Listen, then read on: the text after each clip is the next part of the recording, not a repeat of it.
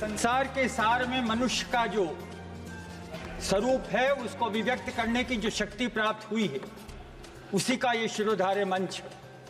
अभिव्यक्ति के माध्यम से मैं अपनी बात को सूक्ष्म की सार्थक परिणाम तक सीमित रखता हुआ अपने विवेचन को आर्थिक व्यवस्था की वो स्थिति में पहुंचाने की कोशिश करूंगा जो ये सूक्ष्म शब्द क्षण आपने मुझे प्रदान किए हैं। मैं आदरणीय आपका ध्यान एक उस वक्तव्य के तरफ आकर्षित करना चाहूंगा। जिस वक्त हम 8वीं कक्षा के छात्र थे और अर्थशास्त्र की प्रारंभिक परिभाषा पढ़ रहे थे, तो किसी गुरु ने हमें ये बताया था कि जिस मुद्रा को आप लोग आदान प्रदान के रूप में प्राप्त करते हैं, उसका सूक्ष्म परिभाषा ये है कि money is a matter of functions for medium measure standard and for. आज सुबह से लगाकर अभी तक जितने भी वक्तव्य आए हैं वो इन 4 के दायरे तक सीमित है। मैं आदरणीय आपका ध्यान उस व्यवस्था की ओर भी आकर्षित करना चाहूंगा।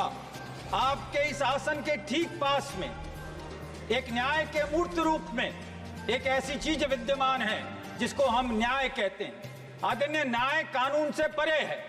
हम पाश्चात्य सभ्यता की अर्थव्यवस्था से जो सीमित आदर्श लेते हैं उसका मूल मंत्र यह है कि प्रतिस्पर्धा के अंतिम परिणाम में सर्वाइवल ऑफ द फिटेस्ट। सनातन धर्म की व्यवस्था जो कौटिल्य के अर्थशास्त्र से शुरू होती है, उसमें सर्वाइवल ऑफ फिटेस्ट का कोई ज्ञान नहीं है। वो हमें ये व्यवस्था देती है कि आप अपनी व्यवस्था में ये न्याय करें कि जो अपने से पीड़ित है, जो अपने से कमजोर है, ऐसी व्यवस्था पैदा करें कि वो भी जीवन स्वावलंबन और स्वाभिमान पूर्वक परिवक्त कर सके। इसी परिवलित और परिपक्व शासन व्यवस्था का नाम भारत की सरकार का है, जो आदरणीय प्रधानमंत्री नरेंद्र मोदी जी के नेतृत्व में अपना 3रा कार्यकाल की शुरुआत कर रही है। मैं व्यवस्था के उस अनुरूप पाठ्यक्रम में मैं आपका ध्यान इस ओर आकर्षित करना चाहूंगा, जिस व्यवस्था की धुरी पर आज पूरा का पूरा देश अंतर्राष्ट्रीय स्तर पर अपने आप को प्रतिमान की प्रथम पंक्तियों में प्रतिस्पर्धित करने की प्रतिस्पर्धा में श्री गणेश कर रहा है। आज वहीं इस सदन के अंदर कुछ ऐसा भी पक्ष है जो इसको नकारना चाहता है। मैं आदरणीय इस बात का आपका ध्यान आकर्षित करना चाहूंगा कि करुणाजनक सहानुभूति का उद्देश्य एक सरकार का परम धर्म है। पर दुखार्तता और परोपकार के कार्य में संलग्नता उसका क्रियात्मक प्रतिफलन है। जन सामान्य की व्यथा और वेदना के समाहार के लिए जब उच्च और पवित्र मनोभावों से प्रभावित, प्रचालित और संचालित होकर आज महापुरुष संघबद्ध होते हैं, तब इस सदन का स्वरूप प्राप्त होता है और इस सदन के माध्यम से समाज के संताप के परिहार की योजनाएं बनती हैं। और उसी योजना का श्री गणेश करने के लिए आप और हम यहाँ एकत्रित हुए हैं। मैं उस योजनाओं का मूर्त रूप प्राप्त करने के लिए उस उद्देश्य का समर्थन देता हूं और आपसे चाहता हूं कि आपके उस आशीर्वाद के स्वरूप में जो समय मिला है उसका उस सूत्रपात के अंदर अपना अंकेश प्रस्तुत कर सकूं। हमारे और आपके बीच में, हमारे और सदन के बीच में अनेक प्रकार के वक्तव्य आए, लेकिन मैं एक वक्तव्य के प्रति आपका ध्यान आकर्षित करना चाहता हूं। 9 मूल विचारधाराओं पर आश्रित यह पूरा का पूरा बजट है। पहली विचारधारा जिसके आधार पर उन्होंने कहा किसान और कृषि के कल्याण हेतु नवाचार। मैं आदरणीय आपसे निवेदन करना चाहता हूं, इस भारत की धरा पर 5104 क्यूबिक किलोमीटर की बरसात होती। आप इसमें से सिर्फ 10% उस बरसात के पानी को संग्रह कर सकते हैं, शेष पानी उस कार्य सागर में चला जाता है। अगर आपको इस अर्थव्यवस्था के अंदर किसान को प्रतिलाभ पहुंचाना है तो उस व्यवस्था के माध्यम से आपको नदी से नदी जोड़ने के कार्यक्रम को प्राथमिकता देनी पड़ेगी। आज इस अर्थशास्त्र की व्यवस्था के अंदर जो वित्त अभिलेख हैं उसके अंदर किसान के प्रति जो संवेदनशीलता और मर्यादित उपक्रम के माध्यम से नवाचार का जो प्रचार किया गया है उसको मूर्त रूप प्रदान करने का ये आज व्यवस्था है। इस अभिलेखों के माध्यम से किसान के घर तक, किसान के खेत तक और आम आदमी के घर तक पीने का पानी मिले और किसान के खेत को सिंचाई के लिए पानी मिले, ये हमारी इस आज की अर्थव्यवस्था की प्राथमिकता है। मैं दूसरी ओर आपका ध्यान आकर्षित करना चाहूंगा। हमने अर्थव्यवस्था के बारे में कर और कर लगने और न लगने के बारे में हर प्रकार की आज यहाँ बहस कर ली। मैं आपसे निवेदन करना चाहता हूँ, आज पहली बार इस बात का आभास हो रहा है कि भारत अंतर्राष्ट्रीय स्तर पे नहीं, अंतरिक्ष में भी अपनी छाप छोड़ रहा है। चंद्रयान के मायने से अगर हम साउथ पोल पर चले गए, वो विज्ञानों का कीर्तिमान था। अगर हम मार्स पे मंगल ग्रह जाने की शुरुआत कर रहे हैं, ये भी विज्ञान का कीर्तिमान है।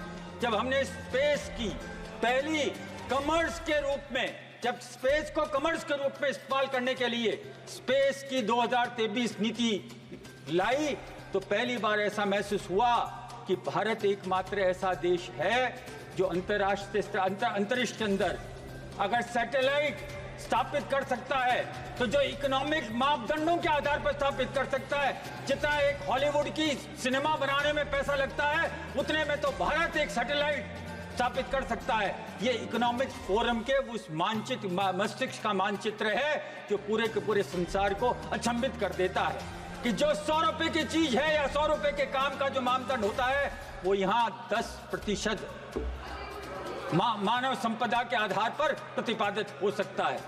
मैं इसी विषय पर आपका ध्यान आकर्षित करना चाहता हूं कि स्पेस और टेक्नोलॉजी की इकोनॉमी में इसरो ने जब 15 अगस्त 1969 के अंदर उसका जन्म हुआ, तो आज 124 स्पेस क्राफ्ट मिशन हम पूरा कर चुके हैं, 432 फॉरेन सैटेलाइट स्थापित कर चुके हैं और 98 लॉन्च की स्थिति के अंदर है।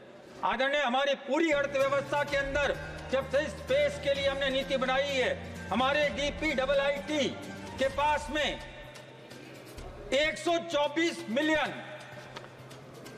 की व्यवस्था, अर्थव्यवस्था का कीर्तिमान स्थापित हुआ है। आज इस व्यवस्था को अंजाम देने के लिए आपको वैज्ञानिक परिदृश्य के अंदर उस पूरे अर्थव्यवस्था का मापदंड को पूर्ति करने का एक मानचित्र चाहिए था।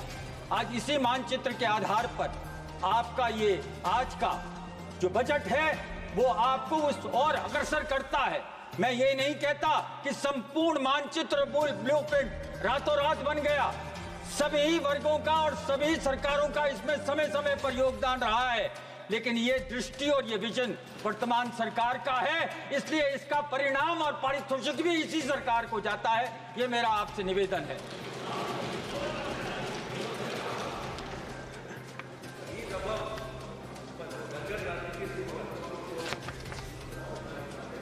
I can't hear you, sir. Can you speak loudly?